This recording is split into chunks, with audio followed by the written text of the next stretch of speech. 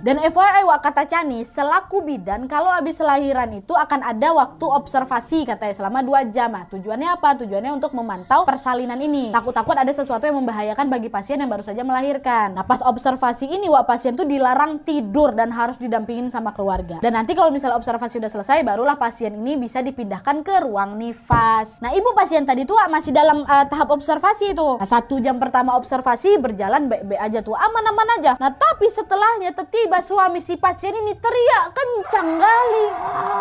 Katanya kayak kesurupan gitu Nat, kata si Chani. Nah refleks Mbak Mira sama Chani pun langsung buka gorden pembatas. Ada apa Bu? Kenapa?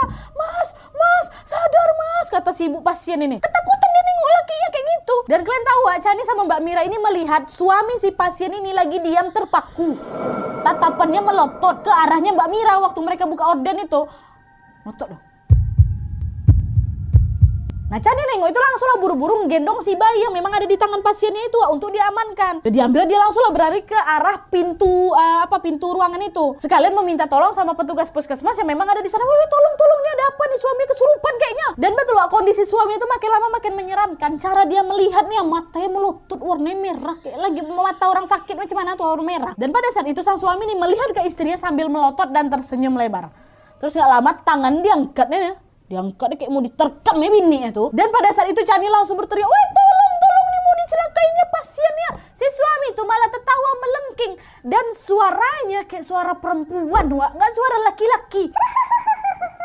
Laki-laki nih. Sampai akhirnya banyak lah itu kan orang berkerumun datang lah itu ke ruang bersalin tuh. Si suami pasien ini langsung Wak dibaringkan paksa di bed sebelah bed istrinya tuh. Tuh diikat dipegang sama beberapa pegawai puskesmas. Waktu itu udah chaos sekali. Nanti si suami ini memberontak terus. Mana badannya besar tinggi pula tuh. Jadi memang agak sulit lah dipegang Wak, ditambah dia memberontak terus kan. Si istri ini dah ketakutan nangis dia. Nah Chani pada saat itu masih menggendong bayinya juga ikutan panik Wak. Tapi dia tetap mencoba untuk udah bu tenang, banyak istighfar. Udah nggak apa-apa Bu, tenang, ini semua nanti bisa kami selesaikan dengan aman, kata gitu. Nah si suami dibacakan azan, dibaca ini Yasin, nggak mempan Wak, masih berontak. Sampai ada momen di mana si suami ini nengok ke arah aku Nat, kata arah si Chani ini sambil mengatakan, "Berikan bayi itu, harusnya bayi itu menjadi milikku. Kenapa kau bantu dia hidup, kata gitu. Suaranya serak Nat, kayak perempuan. Nah Chani yang denger itu langsung lah dia berbalik nih melindungi si bayi itu. Akhirnya nggak lama kemudian untunglah itu Ustadz datang Wak. Dan pada saat itu Ustadz ini pun langsung melafalkan ayat untuk ruqyah. Tapi si suami pasien yang kesurupan ini malah nangis Wak, nangis sambil tertawa lirih katanya.